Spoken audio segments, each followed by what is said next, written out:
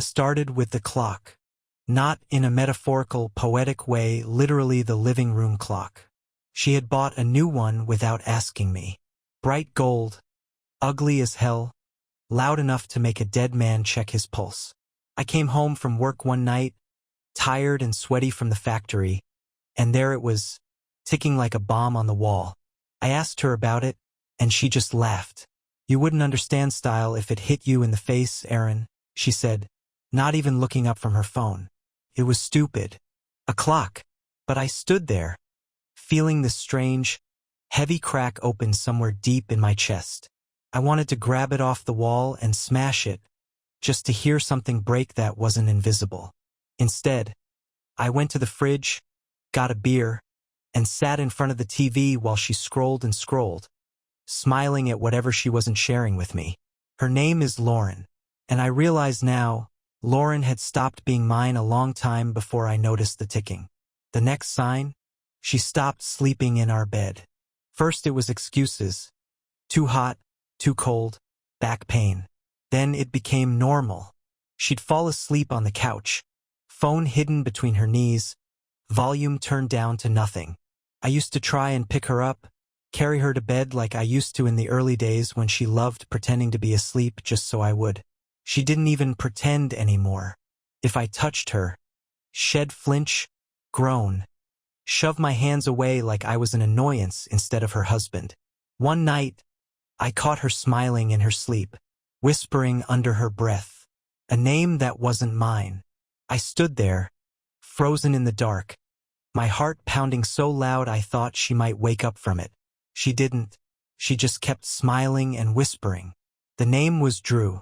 I told myself it was a dream. Maybe she was dreaming about a show or some dumb fantasy. I buried it deep because the alternative was unthinkable. The week after that, she told me she needed me time. She booked herself a weekend at a spa 2 hours away. She said she needed to recharge, that she'd come back better. She packed faster than I'd ever seen, practically throwing clothes into a duffel, giggling at texts she didn't let me see. When I offered to drive her, she laughed in my face. Said she already had it covered. I stood on the porch, watching her get into a black SUV I didn't recognize, driven by a man wearing sunglasses at night. She didn't even kiss me goodbye. The SUV tore down the street, and for a second I had this wild urge to sprint after it, hammer on the windows, and scream her name until she looked at me the way she used to. But I just stood there, the porch light flickering above my head, the taste of iron in my mouth from how hard I was biting my tongue. I didn't know it then, but I had just watched my marriage drive away without even glancing in the rearview mirror. At first, I tried to convince myself it was harmless, that I was being crazy insecure. That Lauren loved me, she was just tired, stressed, needed time. I clung to that lie so hard it almost strangled me. Until the texts started. Texts from numbers I didn't know at all hours of the night, buzzing on her phone that she left face down on the counter, too drunk or too careless to hide anymore. I wasn't snooping. I swear I wasn't. The phone lit up while I was doing the dishes. Had a great time. Can't stop thinking about you. Your mouth is dangerous, babe. Tell your hubby you're working late again so we can finish what we started. My hand slipped. The plate shattered in the sink, and for a second I just stared at the pieces like maybe they could spell out a reason why this was happening. Lauren came into the kitchen, tipsy from wine, her heels clicking like little gunshots against the tile. She didn't even blink when she saw the plate. She just looked at me with this cold, careless smirk and said, "Don't be so dramatic. It's just dishes." I didn't say a word. I cleaned up the mess while she sauntered upstairs, texting as she went, laughing at things I would never be part of again.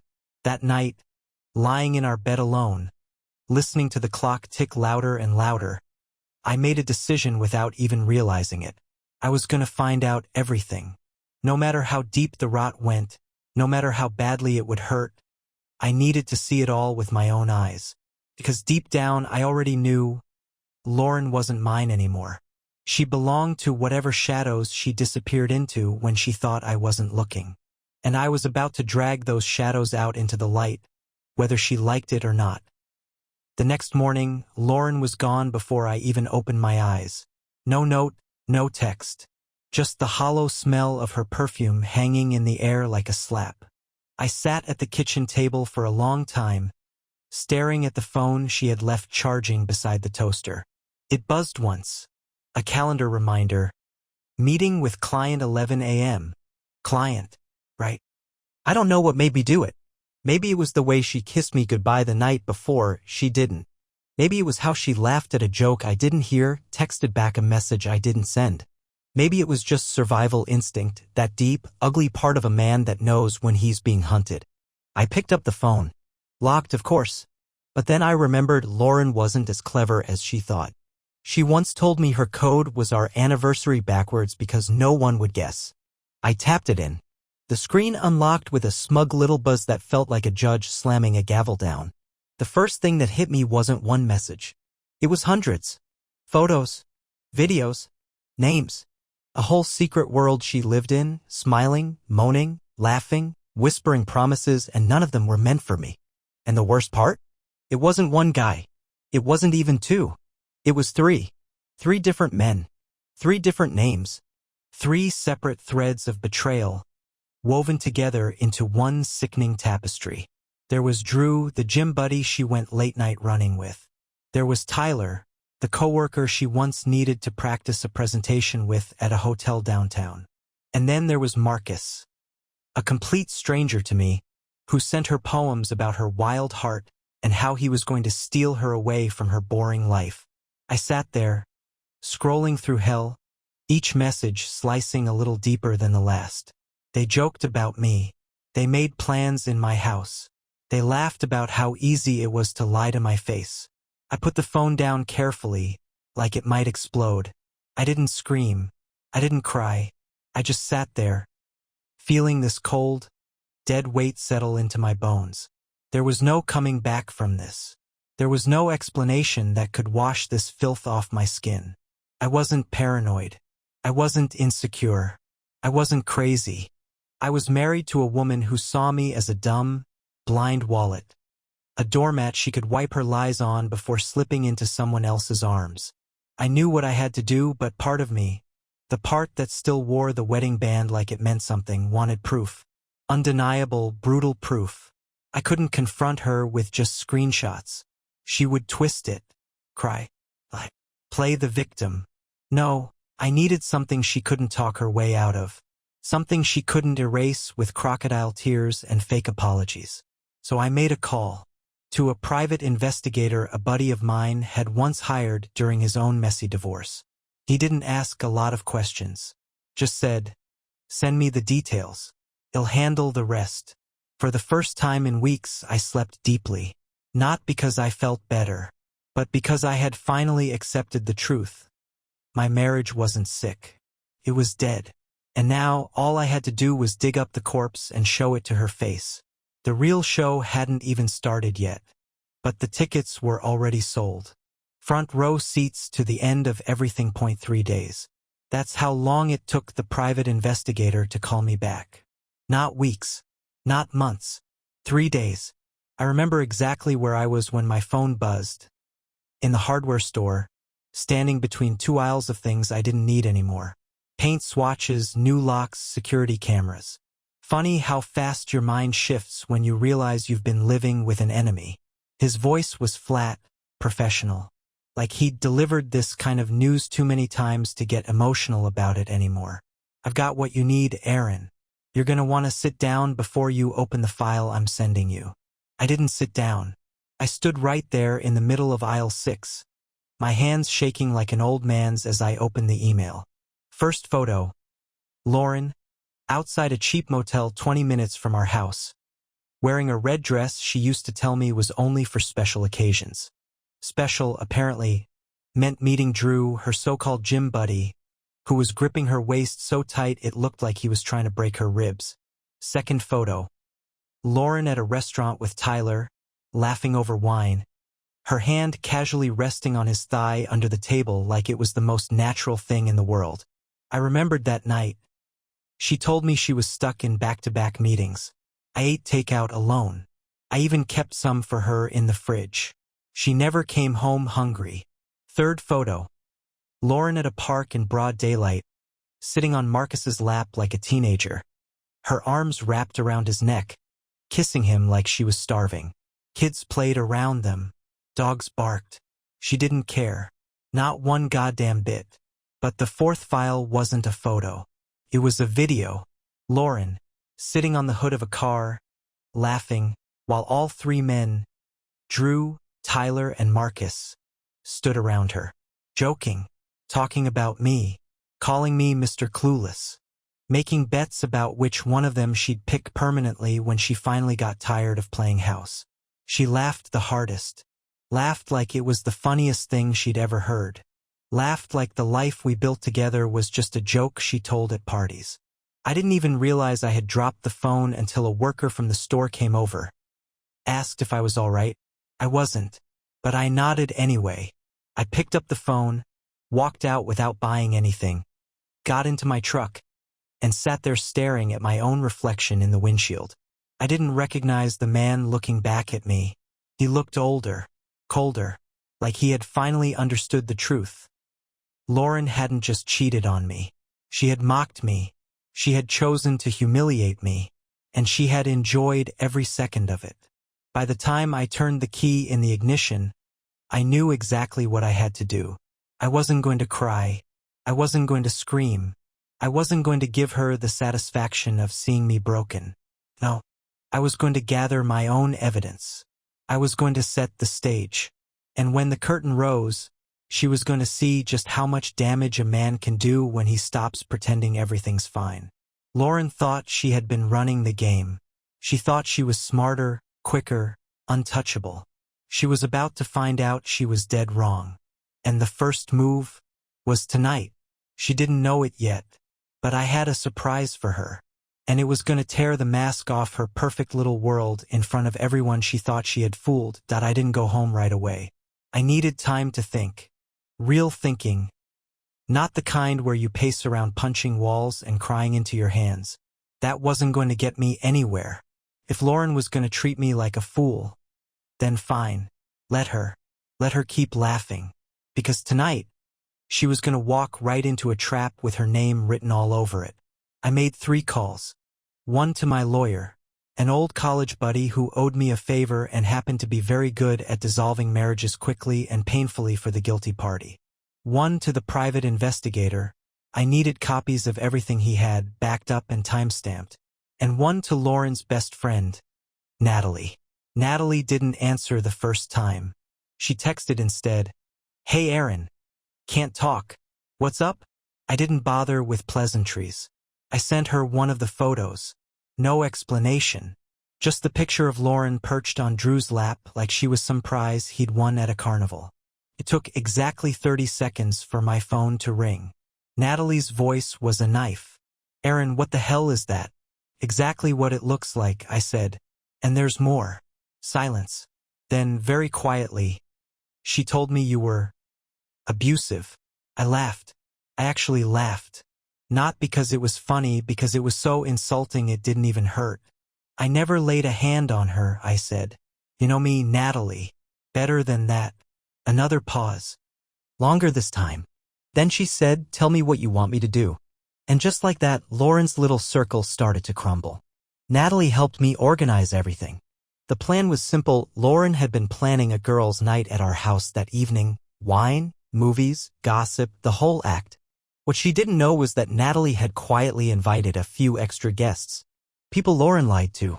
People Lauren owed explanations to. By the time I got back home, the trap was set. I parked down the street. Waited.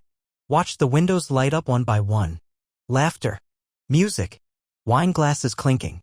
It would have looked cozy to anyone passing by. To me, it looked like the last night Lauren would ever feel safe lying to the people around her. At exactly 9 p.m., Natalie sent the signal. A single text, "She's bragging again." Your move. I walked up the driveway like a ghost. Opened the front door. Walked into my house like I owned it because I did. The living room fell silent so fast it was like someone had cut the sound out of the world. Lauren was standing there in the center of it all. A wine glass halfway to her lips, mid-laugh. She froze when she saw me. Color drained from her face so fast it was like watching ink get sucked out of a painting. Someone, I think it was Megan, another friend of hers, asked, "Aaron, "What are you doing here?" I didn't answer. I pulled a small remote from my pocket. Clicked a button. The TV behind Lauren, the TV she loved to hog with her dumb reality shows, flickered on. One by one, the photos started sliding across the screen. Lauren and Drew. Lauren and Tyler. Lauren and Marcus. Lauren on the car hood, laughing at me with all three of them. You could hear a pin drop. The blood roaring in my ears was louder than the music had been 5 minutes ago. Lauren dropped her glass. It shattered on the hardwood floor, but she didn't even flinch. She just stood there, blinking, her mouth opening and closing like a puppet whose strings had been yanked too hard. Finally, she found her voice. A thin, high-pitched screech. That's not what it looks like." I smiled. Not a nice smile. Not a forgiving one. A smile that said, "You have no idea how much worse this is about to get." I stepped forward, tossing a thick manila envelope onto the coffee table. "Copies," I said, "of everything. Sent to my lawyer, to your workplace, and to the HR department you thought you were clever enough to fool." Megan gasped. Natalie didn't even blink. She already knew. She stood behind me like a silent executioner, arms crossed, face carved out of stone. Lauren took a step forward, reaching out as if to plead. "Aaron, please, you have to listen." I listened. I cut her off. "For months, I listened to every lie you fed me. I listened while you whispered other men's names in your sleep. I listened while you laughed about me behind my back." Another step closer. She backed away like I was made of fire. "Good." I dropped the final blow right between her feet. The divorce papers. Signed, dated, notarized. Only one signature missing, hers. "You wanted a new life, Lauren," I said, loud enough for every single person in that room to hear. "Now you've got one. Enjoy it. Alone." And then I turned around and walked out the door without looking back. I didn't need to see her face anymore. I didn't need to hear her cry, or scream, or beg. Lauren had made her choices. Now she could live with them. I didn't drive home after I left. I didn't even know where home was anymore. Not the house. Not the walls we painted together. Not the bed where she used to curl against me like I was the only man alive. All of that was ashes now. And the strange thing? I didn't feel broken. I didn't feel lost. I felt free. The kind of freedom that doesn't come from winning. It comes from surviving something designed to destroy you. I drove with no destination, no music, no noise except the hum of the tires and the storm inside my chest slowly burning itself out. At some point, I ended up at an old overlook on the edge of town, the one where teenagers went to smoke, to hook up, to carve initials into the old wooden railing like their tiny lives mattered. I sat there, engine off, staring at the black smear of the city lights below. And for the first time in months, I let myself feel everything. The rage, the humiliation, the raw, gutting betrayal. It hit me like a freight train, wave after wave, too strong to fight, too heavy to carry. I clenched the steering wheel until my hands ached, until the leather bit into my palms, until the pressure was the only thing keeping me from screaming into the night. Lauren. Every memory of her came rushing back, sharper and crueler now that I knew what they were built on. The way she used to tilt her head when she laughed. The stupid songs she made up while cooking. The notes she used to leave in my lunchbox.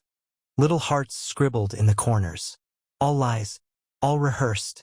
All fake. The woman I loved had never existed. She was a mask, and I had spent years loving a performance. I thought about every birthday, every anniversary, every time I stayed late at work to give her a better life. All of it wasted. All of it laughed at behind my back. The tears came then, not loud, not messy, just silent rivers carving lines down my face.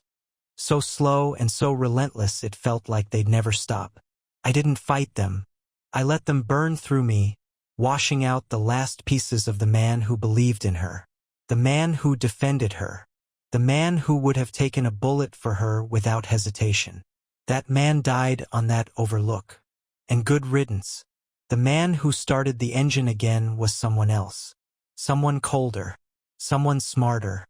Someone who would never be fooled like that again. I didn't go back to the house. Instead, I booked a room at a cheap motel across town under a fake name. One of those places where nobody asks questions and the walls are thin enough that you can hear your neighbor's misery if you listen hard enough. Felt fitting. I didn't sleep. I didn't need to. I spent the night drawing up plans, making lists, tying off every loose end Lauren had left dangling in the hurricane she called a life. By morning, the phone was buzzing again. Natalie. She didn't bother with a greeting. She's losing it, she said. Good, I replied, not even flinching. Lauren had tried to spin it, of course. Tried to cry, to plead, to scream about forgiveness and privacy and second chances. Tried to tell her friends that I had hacked her phone, that I was controlling, that it wasn't what it looked like. Nobody was buying it. Not anymore. Natalie told me that half the girls walked out after I left, faces pale and silent. The ones who stayed only stayed to watch her collapse, like vultures waiting for a carcass to stop twitching. And the men? Drew, Tyler, Marcus. They all ran for cover the second the videos started circulating. Drew blocked her number. Tyler posted a story about fake people and wasting time without mentioning names, but everyone knew. Marcus, the poetic one, sent her a single text that Natalie somehow got her hands on. You're not the woman I thought you were. Lose my number. Lauren was alone. Truly, utterly, humiliatingly alone. And it was only going to get worse. Because now that the papers were filed, the lawyers were involved. And every message, every photo, every minute of evidence I had was about to be weaponized in court. Spousal support? Gone. The house? Mine. The car she loved so much? Bought under my name. Every petty material thing she clung to slipping right through her fingers. And me? I wasn't angry anymore. I wasn't heartbroken. I was calm. Ice cold. Laser focused. Lauren had dug this grave herself. All I did was hand her the shovel. And in a few days, when we sat across from each other in that sterile courtroom with her world collapsing piece by piece, I was going to watch her finally realize that betrayal isn't just an act. It's a war you start without knowing whether you're ready to bleed for it. Lauren wasn't ready. Not even close. The courthouse smelled like stale paper and cold coffee. Everything about it felt designed to suck the life out of you, to grind you down before you even stepped into the room where your future got carved up by strangers. I sat at the long oak table, hands folded neatly in front of me. No nerves. No shaking. No second-guessing. Lauren was late. Of course she was. Still playing queen of a kingdom that had already burned to the ground.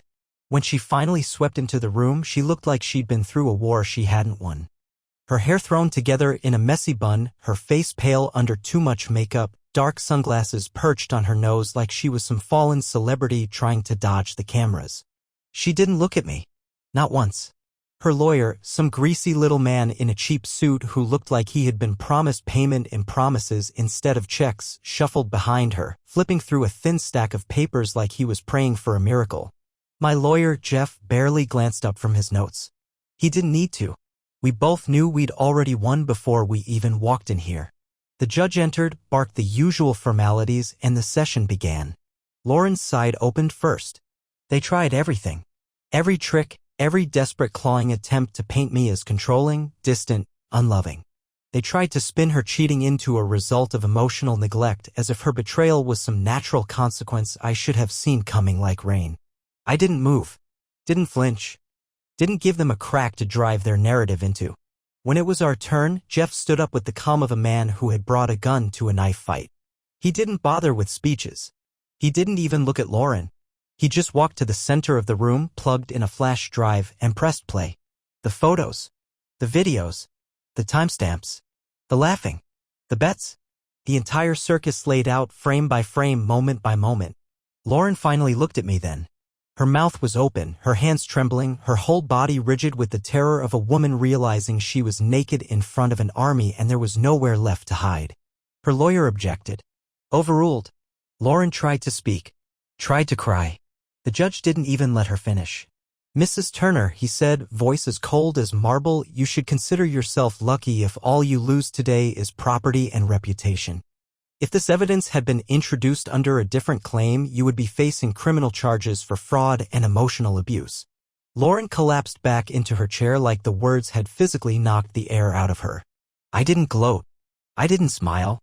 I just sat there, feeling nothing except the steady, quiet satisfaction of justice cutting through the thick fog of lies she had wrapped around our lives for years. The ruling came down faster than anyone expected. The house was mine, the savings protected, the car gone from her grasp, spousal support denied, legal fees hers to pay. Lauren sat there long after the judge banged the gavel and everyone else started packing up, like maybe if she stayed still long enough she could wake up from the nightmare she had sewn together with her own hands. I stood up, gathered my papers, and walked past her without a word.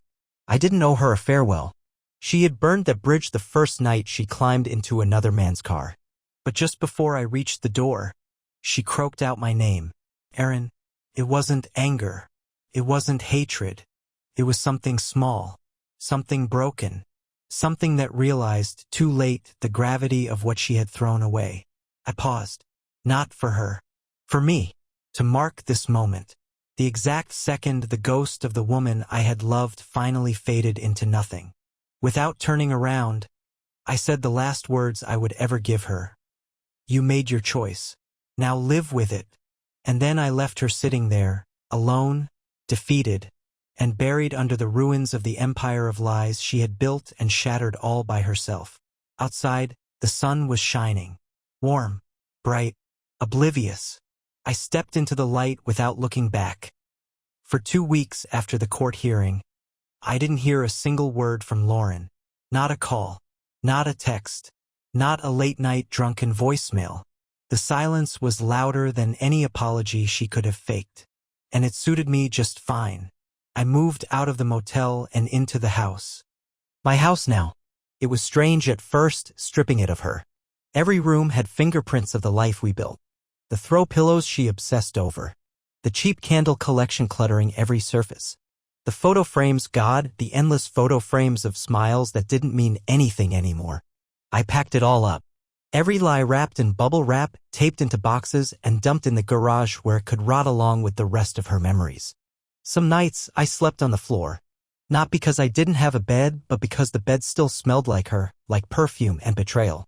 Sleeping on the floor felt clean. Simple. Honest. Natalie checked in a few times. She brought pizza once, dropped it off at the door like she was delivering food to a bomb shelter. We didn't talk about Lauren. We didn't need to. Everything that mattered had already been said the night the TV lit up with her sins. The strange thing? I didn't miss Lauren. Not the real her. Maybe I missed the version of her I built up in my head, the woman I thought I married. But the actual Lauren, the woman who lied and laughed and betrayed without blinking, I didn't miss her for a single second. It was a Thursday afternoon when the first crack in her silence finally came. I was repainting the living room, covering up the gaudy colors she insisted were vibrant and expressive, when my phone buzzed with an unknown number. For a moment, I almost ignored it. Then curiosity won. I answered. There was a long pause on the other end. And then her voice thin, hoarse, shaky. Aaron, it's me. I didn't say anything. Let the silence choke her. Let her sit in the grave she dug. She stammered. I just need to talk to you. Please. Just once. I leaned against the wall, the paint roller dripping onto the tarp, heart cold and steady. What could you possibly have to say that matters now? She sniffled. I could hear cars in the background. She wasn't at home. Probably living out of someone's guest room or couch hopping, dragging her shame-like luggage. I made a mistake, she said. I didn't know what I was doing. I ruined everything, I know, but maybe we could just meet. Please. I don't want it to end like this. I almost laughed. Not because it was funny, because it was pathetic. She still thought this was about a bad choice. A single night. An accident. No. This was rot. This was cancer. This was deliberate, slow, calculated betrayal over months, maybe years. I'm not meeting you, I said, voice flat. There's nothing left to talk about. You made your decisions. You lived them. Now live with the consequences. A small, broken sob escaped her before the line went dead. I stared at the phone for a long minute, feeling nothing but a cool, clear sense of finality. Lauren wasn't my wife anymore. She wasn't my problem. She was just another chapter one had closed with shaking hands and a bleeding heart, and now it was nothing but dry ink. Later that night, Natalie texted me again. Short, simple. She's spiraling. Burned bridges everywhere. Everyone's cutting her off. Good. Let her sit in the empire of ashes she built with her own hands. Meanwhile, I kept moving forward. Day by day. Cleaning. Painting. Rebuilding. Every stroke of fresh paint. Every drawer emptied of her junk. Every square inch reclaimed, a quiet middle finger to the woman who thought she could destroy me and walk away laughing. She had no idea she hadn't destroyed me. She had set me free. And the man walking out of those ruins wasn't the one she left behind. He was stronger, smarter, colder, ready to build a life where no one could ever break him like that again. Not ever. The first true breath of freedom came on a Sunday morning, almost a month after the courtroom slammed the door shut on Lauren's little fantasy life. It wasn't anything big. It was the sunlight hitting the kitchen window just right. It was the smell of coffee brewing. Coffee I made for myself the way I liked it, not the watered-down trash she insisted on. It was standing in my own house without feeling like a stranger in it. I opened all the windows, every single one. Let the spring air rip through the rooms like a cleansing fire. Watched the curtains billow and the dust of the past fly out into the street where it belonged. Lauren still tried, of course. She sent letters now, written by hand, desperate and messy, begging for one last chance or just closure. She even showed up once, early one morning, when she thought I'd still be asleep. She stood on the porch with a small suitcase, her hair tangled, her face blotchy from crying, looking for all the world like a broken doll someone had tossed aside. I didn't open the door. I didn't even move from the couch. I watched her through the curtains as she knocked and pleaded for 10 minutes straight, then finally sagged against the railing, sobbing into her hands. Eventually, she left, dragging the suitcase behind her like an anchor she couldn't lift anymore. It didn't even sting. It was like watching rain hit a window, distant, inevitable, unimportant. That same afternoon, I started gutting the master bedroom. New paint, new furniture, new life. I smashed the old bed frame into pieces with a sledgehammer. Not out of anger, but out of purpose. Every swing was a goodbye. Goodbye to the nights I waited for her. Goodbye to the mornings I woke up alone even when she was lying right there. Goodbye to the future she set on fire without a second thought. Natalie dropped by while I was hauling out the debris. She stood there, leaning against the doorway, arms crossed, a small, approving smirk on her face. "You're finally doing it," she said. "Finally?" I asked, tossing a broken piece of wood onto the pile. "You were living in her grave," Natalie said simply. "Now you're digging yourself out." She stayed for a few hours, helping me rip up carpet and tear down old photos. We didn't talk much, not about Lauren anyway. Mostly we laughed about stupid things, about how ugly Lauren's decorating taste actually was, about the insane colors she insisted on, sunset flamingo pink. Seriously? About all the small, ridiculous ways I had pretended to be happy. Felt good. Raw. Real. No pretending. No walking on eggshells. After Natalie left, I sat on the front steps, covered in dust and sweat, watching the sun dip behind the trees. And for the first time in a long, long time, I realized I wasn't surviving anymore. I was living. Lauren? She was nothing but a shadow fading behind me. A lesson carved into bone and blood. A warning for the man I was becoming. I didn't hate her anymore. Hate would mean I still cared. Hate would mean she still had hooks in me. No, what I felt was colder, sharper, a kind of surgical detachment. I saw her now for what she really was, a storm I had survived. A name I no longer answered to. A door I had locked from the inside with no key left to find. That night, I slept better than I had in years. No nightmares. No dreams. Just clean, blank peace. And somewhere deep inside, a fire started to burn. Not the wild, desperate fire of revenge, but the slow, steady fire of rebuilding. Brick by brick, breath by breath, day by day. Lauren was gone, and I was just getting started. It had been almost 3 months since I last heard her voice. 3 months of silence. 3 months of rebuilding, layer by careful layer, a life that didn't have her fingerprints all over it. I wasn't naive. I knew better than to believe it was over. With people like Lauren, it's never truly over. They don't walk away, they hover, circling the ruins, sniffing for any way back in. The letter arrived on a Thursday afternoon. No return address. No fancy handwriting. Just my name, scrawled across the front like a threat. I almost threw it away. Almost. But something made me tear it open, if only to see just how low she could still crawl. Inside was a single photograph, a sonogram, and a note, written in shaky ink. Please call me. We need to talk.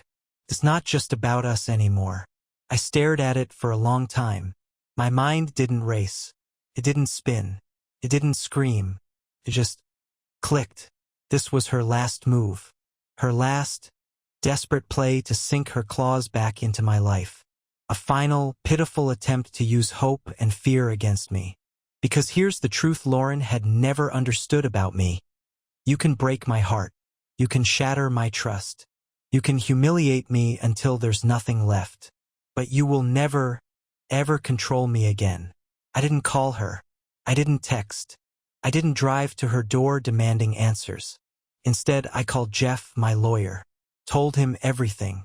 Asked him to run every check, every database, every connection. If she was pregnant, we would find out. If it was true, I'd take responsibility. I would never abandon something that was mine. But if it was a lie, and deep down I already knew it was, then Lauren would learn the final, brutal lesson. There are some bridges you burn so completely that not even a life could be built from the ashes. The next few days passed like slow acid dripping through stone. Natalie checked in once, asking if I was all right. I told her the truth. I was calm, colder than I had ever been. I wasn't afraid of Lauren anymore. I wasn't afraid of anything she could throw at me. I was already past the point of no return. And then the call came. Jeff again. Voice crisp, professional, just a little sharper than usual. "It's a bluff," he said. "No records of any pregnancy, no medical appointments, no confirmation anywhere. We even checked pharmacies. Nothing. It's a dead end." I sat there, listening to the final nail being hammered into the coffin of everything Lauren thought she could salvage. I didn't smile. I didn't feel victorious. I just felt clean. She had lied about everything, even life itself, just to pull me back under her heel. And it hadn't worked. Not even close. Later that night, another knock came at my door. Another chance for drama. Another chance for one last desperate scene. I didn't answer. I turned up the music instead. Loud enough that whoever stood outside, waiting for me to play the fool again, would realize they weren't even worth a flick of my attention anymore. I pictured her standing there, clutching some new lie, some new weapon she thought would work on the man she remembered. The man who bent. The man who forgave. The man who loved blindly. That man was gone. She could stand outside all night. She could scream. She could cry. I wouldn't open the door. Not now. Not ever again. Some wars aren't won with battles. They're won by never letting the enemy back inside the gates. And Lauren, whatever sad, broken version of her was left, was no longer my enemy. She was nothing at all. The last time I thought about Lauren with any real feeling, it was a quiet Sunday morning, much like the first one after she left.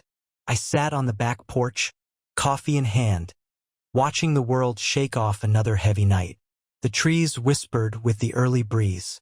The sun stretched its fingers across the yard, and somewhere in the distance, a dog barked once and fell silent again. Peace. Actual, honest peace. It had taken time. It had taken blood, and tears, and nights so long I thought they would never end. It had taken the kind of grief that doesn't come in sharp bursts but in long, grinding waves that scrape your bones clean. But I had made it through. And the thing no one tells you? Freedom doesn't feel like fireworks. It feels like standing still, breathing deep, and realizing there's no weight on your chest anymore. Lauren's life kept unraveling from a distance. Word got around, of course. She lost her job. The private investigator had made sure the right people saw the right things. Friends who once posted smiling selfies with her slowly disappeared, embarrassed to be associated with the mess she had become. She moved in with a cousin an hour away, someone too distant to know better. Someone who, sooner or later, would see the same patterns and run just like everyone else. But that wasn't my story anymore. Not my battle. Not my responsibility. I had new things now. Small things at first. Fixing up the house. Going back to the gym, not because I needed revenge muscles or some childish transformation arc, but because it made me feel good again. Picking up extra shifts, saving up for a real vacation, the first real one I would take without lying about how happy I was. And friends. Real friends. People who didn't ask me to shrink myself to make room for their excuses. People who didn't pity me but respected me. Natalie stayed. She became something like a lighthouse during the roughest parts, steady, bright, never pushing, never pulling. Just there. A reminder that loyalty wasn't a myth. We never rushed anything. No forced romance. No fairy tale endings. Just two people standing side by side, survivors of different wrecks, helping each other build something new from the debris. Something real. Something earned. One night, months later, I found myself sitting by a fire pit in the backyard, something Lauren always said was a waste of money, sipping beer and watching the flames crackle against the dark. Natalie was there too, wrapped in an old hoodie, laughing at a story I can't even remember now. It wasn't a big moment. It wasn't loud. But it was perfect. And in that moment, I realized something. Lauren hadn't beaten me. She hadn't ruined me. She hadn't even changed me. She had freed me. Freed me from the lies. Freed me from the slow rot of a love that only went one way. Freed me to become the man I should have been all along. Not bitter, not broken, but clean, sharp, and alive. So if you're sitting there right now, if you're reading this, wondering if you'll ever claw your way out of the wreckage someone else buried you in, listen to me. You will. It'll hurt like hell. It'll strip you down to the bone. It'll make you question everything about yourself. But if you hold the line, if you refuse to open that door one more time, refuse to let them rewrite the truth, you'll come out the other side stronger than you ever thought possible. You'll realize they never broke you. They just showed you the parts of yourself that were worth saving. And trust me, those are the parts that will rebuild your whole damn world. Better, stronger, unbreakable. The past is dead. The future is mine. And this time, no one's going to take it from me. Not ever again.